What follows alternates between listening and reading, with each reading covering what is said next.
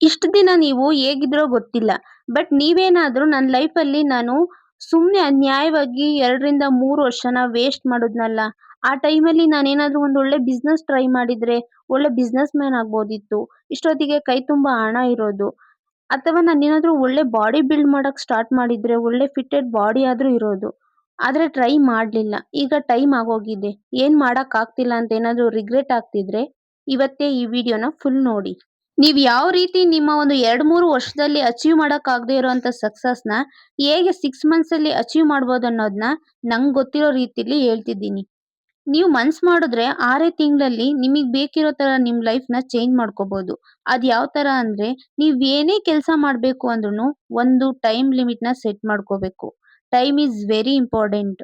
ಒಂದು ಎಕ್ಸಾಂಪಲ್ ಹೇಳ್ಬೇಕು ಅಂದ್ರೆ ನಿಮ್ ಮನೇಲಿ ನಿಮ್ಮ ಅಮ್ಮ ಅಥವಾ ನಿಮ್ಮ ವೈಫು ಏನಾದ್ರೂ ಹೊರಗಡೆ ಕೆಲ್ಸಕ್ಕೆ ಹೋಗ್ತಿಲ್ಲ, ಮನೇಲಿ ಹೌಸ್ ವೈಫ್ ಆಗಿದ್ದಾರೆ ಅಂದ್ರೆ, ಒಂದು ಮನೆ ಕೆಲ್ಸನ ಬೆಳಗ್ಗೆಯಿಂದ ಸಂಜೆವರೆಗೂ ಅದೇ ಕೆಲ್ಸನೇ ಮಾಡ್ತಿರ್ತಾರೆ. ಸಪೋಸ್ ಏನಾದ್ರೂ ಅವ್ರು ಹೊರಗಡೆ ಏನಾದ್ರೂ ಒಂದು ಎಲ್ಲಾದ್ರೂ ಕೆಲ್ಸಕ್ಕೆ ಹೋಗ್ತಿದ್ದಾರೆ ಅಂದ್ರೆ, ಅದೇ ಮನೆ ಕೆಲ್ಸನ 9 ಅಥವಾ 10 ಗಂಟೆ ಅಷ್ಟೊತ್ತಿಗೆ ಮುಗ್ಸಿ ಅವರು ಸಹ ಕೆಲ್ಸಕ್ಕೆ ಹೋಗ್ತಾರೆ. ಅಂದ್ರೆ ಇಲ್ಲಿ ಒಂದು ಟೈಮ್ ಸೆಟ್ ಆಗಿದೆ. ಒಂದು ಟೈಮ್ ಲಿಮಿಟ್ಸ್ ಇದೆ.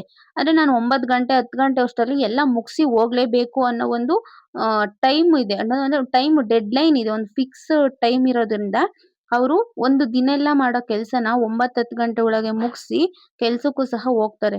ಸೊ ಅದೇ ರೀತಿ ಇನ್ನೊಂದು ಎಕ್ಸಾಂಪಲ್ ತಗೊಳ್ಳೋದಾದ್ರೆ, ಇವಾಗ ಯಾವುದೇ ಒಂದು ಕಂಪ್ನಿಲಿ ನಾವು ಕೆಲಸ ಮಾಡ್ತಿದ್ರೆ ನಮ್ಗೆ ಒಂದು ಡೆಡ್‌ಲೈನ್ ಅಂತ ಕೊಟ್ಟಿರ್ತಾರೆ. ಅಂದ್ರೆ ಒಂದು 1 ಅವರ್‌ಗೆ ಇಷ್ಟ ಆಗ್ಬೇಕು ಅಥವಾ 1 ವೀಕಲ್ಲಿ ಇಷ್ಟು ನೀವು ಮುಗಿಸ್ಬೇಕು ಅಂತ. ನಾವೇನಾದ್ರೂ ಅವ್ರು ಆ ತರ ಡೆಡ್‌ಲೈನ್ ಕೊಡ್ಲಿಲ್ಲ ಅಂದ್ರೆ, ಆ ವೀಕಲ್ಲಿ ಮಾಡೋಂಥ ಕೆಲ್ಸನ ಆ ವೀಕಲ್ಲಿ ಮುಗ್ಸೋಂಥ ಕೆಲ್ಸನ ಬೇಕಾದ್ರೆ 1 ಮಂತ್ ಬೇಕಾದ್ರೂ ತಗೊಳ್ತೀವಿ. ಸೊ ಇದೇ ತರ ನಮ್ ಲೈಫಲ್ಲೂ ಕೂಡ ನಾವ್ ಏನೇ ಒಂದು ಗೋಲ್‌ನ ಅಚೀವ್ ಮಾಡ್ಬೇಕು ಅಂದ್ರೂನು ಒಂದು ಟೈಮ್ ಲಿಮಿಟ್‌ನ ಸೆಟ್ ಮಾಡ್ಕೋಬೇಕು. ಒಂದು ಡೆಡ್‌ಲೈನ್‌ನ ಇಕ್ಕೋಬೇಕು.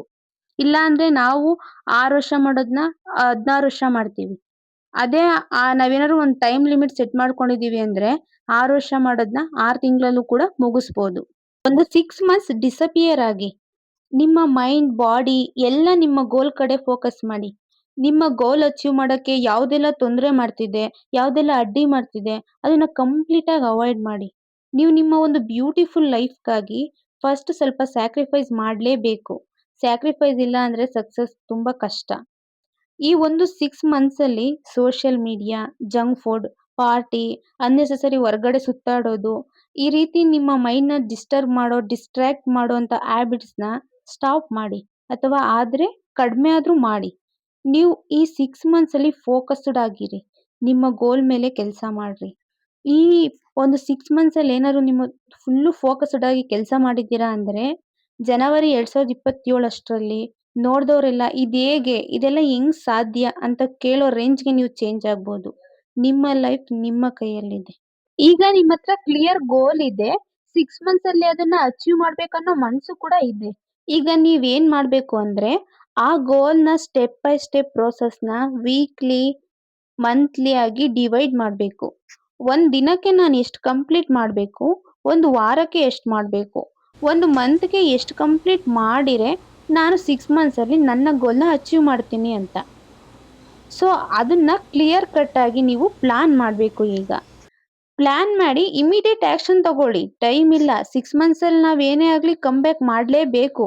ಅಂದ್ರೆ ನಾವೇನ್ ಪ್ಲಾನ್ ಮಾಡಿದೀವಿ ಅದ್ರ ಪ್ರಕಾರ ಇಮಿಡಿಯೇಟ್ ಆಕ್ಷನ್ ತಗೋಬೇಕು. ಅದ್ ಬಿಟ್ಟು ಇವತ್ತು ಈ ವಿಡಿಯೋ ನೋಡಿ, ಪ್ಲಾನ್ ಮಾಡಿ, ಇನ್ನೊಂದು ಯಾವ್ದೋ ಒಂದು ವಿಡಿಯೋ ನೋಡ್ಬಿಟ್ಟು ಡಿಸ್ಟ್ರಾಕ್ಟ್ ಆಗೋದಲ್ಲ. ಅದ್ಕೆ ನೀವು ಫಸ್ಟ್ ಸ್ಟೆಪ್ ತಗೋಬಿಡಿ. ಸ್ಟಾರ್ಟ್ ಮಾಡ್ಬಿಡಿ. ಫಾರ್ ಎಕ್ಸಾಂಪಲ್ ಬಿಸ್ನೆಸ್ ಆದ್ರೆ ನಿಮ್ಮತ್ರ ಏನಿದೆ?